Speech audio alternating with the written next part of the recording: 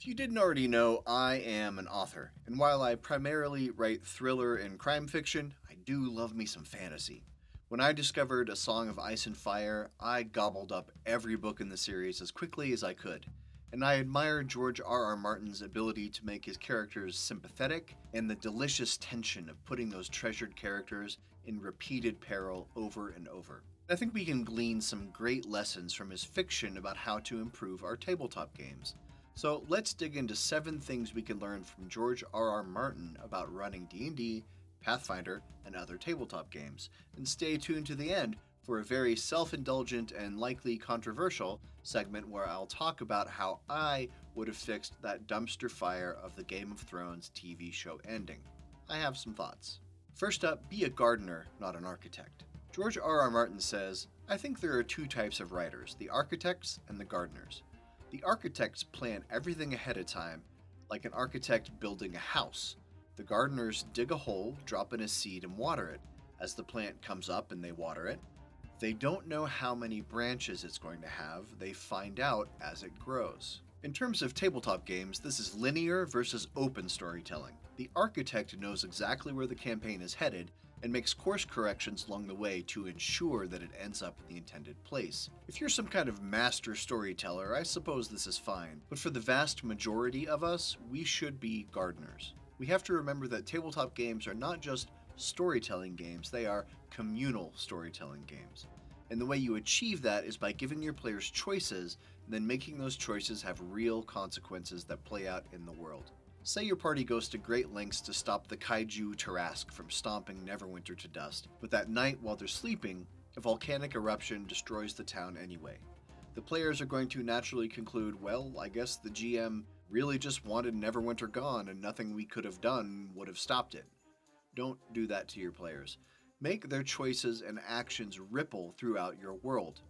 This is what keeps the players coming back for a long-term campaign when they feel like they have the agency to effect real change. Next, avoid easy answers. In simplistic fantasy, the wars are always fully justified.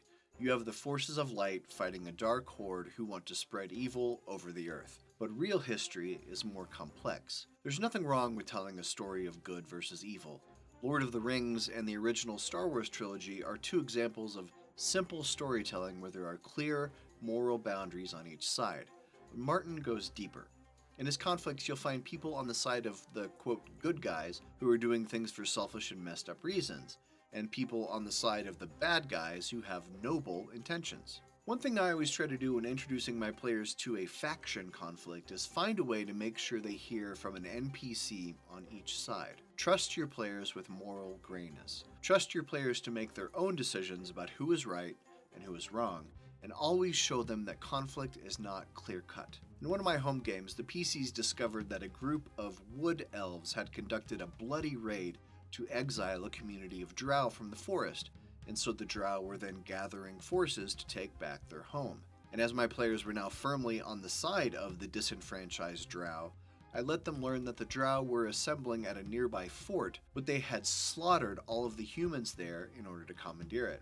So yeah, the drow had clearly been wronged, but they weren't exactly innocent victims. Number 3, embrace the possibilities. Fantasy tastes of habaneros and honey, cinnamon and cloves, rare red meat, and wines as sweet as summer. Reality is beans and tofu and ashes at the end.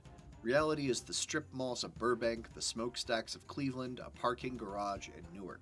We read fantasy to find the colors again, I think. To taste strong spices and hear the songs the sirens sang. There's something old and true in fantasy that speaks to something deep within us. I adore this quote. Fantasy is all about the possibilities. People like tabletop fantasy games because they get to stimulate that part of their brain that was so easy to access as a child, when your imagination could take you anywhere and you could do or be anything or anyone. It's the best kind of escape, and there's really nothing else like it. And so the advice I'm advising you to steal here is to embrace the wide open nature of imagination in your games. Let wild and crazy things happen. Say yes to wherever the story takes your group. I could go on about this woo-woo stuff for hours, but I kind of feel like you get it, right? I'm just advising you to say yes. Since you're here, could I get a like and subscribe below? It only costs you a click or two and it helps out a lot. I appreciate it. Next, find the humanity. When it comes to crafting his characters, Martin says that in order to get inside their skin, I have to identify with them. That includes even the ones who are complete bastards, nasty, twisted, deeply flawed human beings with serious psychological problems. Even them. When I get inside their skin and look out through their eyes, I have to feel a certain, if not sympathy, certainly empathy for them. I have to try to perceive the world as they do, and that creates a certain amount of affection. After reading the first 2 books in A Song of Ice and Fire, I had developed a serious hatred for Jaime Lannister. And then in the 3rd book, A Storm of Swords, Jaime becomes one of the POV characters. I remember turning the page to his chapter and thinking, oh great, this asshole. But I'll be damned if after 30 or 40 pages, Martin hadn't shifted my perspective and made me understand where Jaime was coming from and why he did the things he did. No one thinks they are the villain of their own story. Everyone has a reason for doing the things they are doing. So to find the quote humanity in your campaign, ask yourself, why is the BBEG doing these things? Yeah, they want to take over the world, but why? To what end? What will they do after they succeed? Until you can answer those questions, your villains will feel flat and your NPCs will seem hollow. Give everyone a reason to do the things they're doing.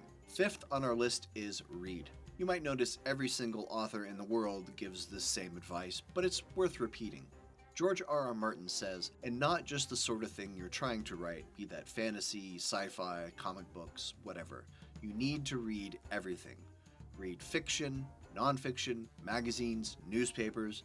Read history, historical fiction, biography. Read mystery novels, fantasy, sci-fi, horror, mainstream, literary classics, erotica, adventure, satire. Every writer has something to teach you for good or ill. When running tabletop games, you need to do the same.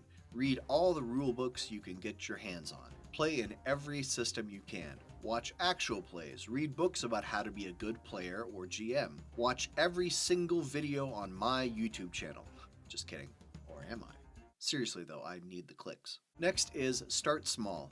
Given the realities of today's market in science fiction and fantasy, I would also suggest that any aspiring writer begin with short stories. These days, I meet far too many young writers who try to start off with a novel, or a trilogy, or even a 9-book series. That's like starting in at rock climbing by tackling Mount Everest. Short stories help you learn your craft. How do we translate this to TTRPGs? I think one of the best things you can do as a GM is to try different styles. Continuing from Martin's advice to read everything, run a bunch of one-shots. Different systems, different settings, different genres. You may discover that you don't like the standard medieval fantasy as much as you thought, and that you actually dig cyberpunk or grimdark a lot more. How would you know unless you give it a try? But start small. Don't spend 40 hours building out a cyberpunk world to run a one-shot. Dip your toes everywhere, and then dive in wherever you and your group find the water is warmest. Finally, write. A lot of authors also give this advice, but Martin has a different take on it. He says, don't write in my universe, or Tolkien's, or the Marvel universe, or the Star Trek universe, or any other borrowed background. Every writer needs to learn to create his own characters, worlds, and settings. Using someone else's world is the lazy way out. If you don't exercise those literary muscles, you'll never develop them. This is an interesting slant on age-old advice. Now, don't get it twisted. I think there's absolutely nothing wrong with running a game in Forgotten Realms, or Eberron, or Midgard. When I came back to the hobby after a long hiatus, my first few campaigns were set on the Sword Coast. I didn't feel confident enough to make my own world. But after only a year or two, I found myself feeling boxed in by the limitations of these worlds because they weren't mine. I wanted to make my own cities and factions and gods and history. I wanted an original world that could be shaped by campaign choices and to see that play out over time. Some might shy away from making their own campaign worlds because it seems like too much work, but in my opinion, it takes just as much effort to learn a pre-existing campaign setting as it does to create your own. You're going to invest time either way, and I think Martin is totally right here that it exercises your creative muscles much harder to invent things on your own. And now, finally, let's get to what's probably going to be the controversial part of the video. Spoilers coming for the Game of Thrones TV show, obviously.